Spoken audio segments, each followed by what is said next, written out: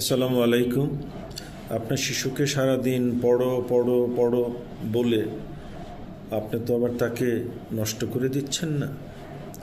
সারা দিন রাত শিশু যদি আপনার কাছ থেকে একই কথা শুনে পড়ো পড়ো পড়ো, ঠিকমতো পড়ছে না, সে ভালো ছাত্র না, স্কুলে যায় না, সুশিক্ষার সাথে আসলে এগুলোর কোনো সম্পর্ক নেই।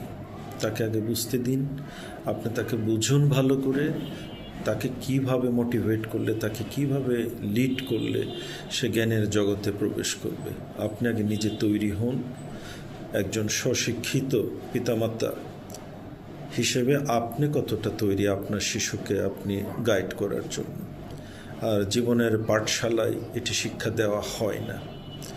জীবনের পাঠশালা থেকে আপনাকে নিজেকেই শিখতে হবে, আপনাকে জানতে হবে আপনার শিশুকে কিভাবে আপনি গাইড করবেন। কাজেই প্রচলিত নিয়মে শিশুকে যদি সারাদিন আমরা বলি পড়ো পড়ো পড়ো, তাহলে পড়া তো হবেই না, সে শিশু পড়া থেকে বিমুখ হয়ে যাবে। যদিও বা আপনার আমার চাপে বাচ্চা স্কুলে আসে, পড়ে, ডিগ্রি নিচ্ছে, মার্কস পাচ্ছে, প্যারেন্টস খুশি হচ্ছে, সেই বাচ্চা কোনোদিনই সমাজ বা পৃথিবীর জন্য বড় কিছু বই আনতে পারবে না।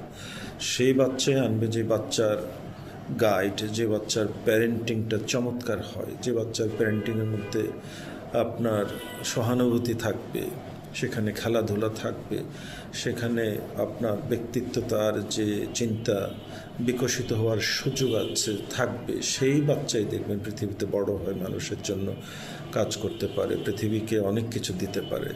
আশা করি এটি আপনাদের আমাদের অনেক কাজে লাগবে। আসসালামু আলাইকুম রহমতুল্লাহ।